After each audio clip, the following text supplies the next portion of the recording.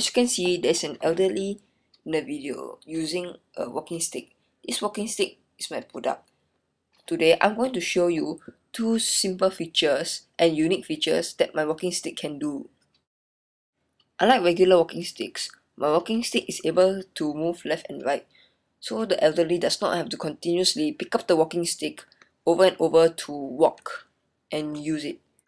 Now you may think that since my walking stick can move, if the elderly is walking down a hill, it might be too steep and the wheels will just continue moving and the elderly will eventually fall.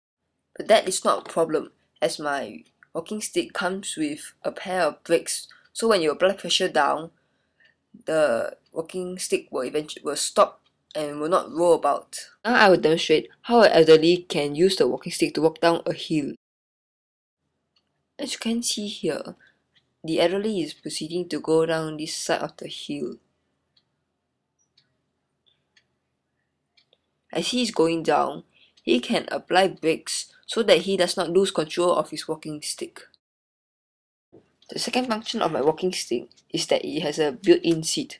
To use it, first you lift up the green bar and then you hook it into place so that it is secure and does not fall down. This is how an elderly will look like when he is sitting down.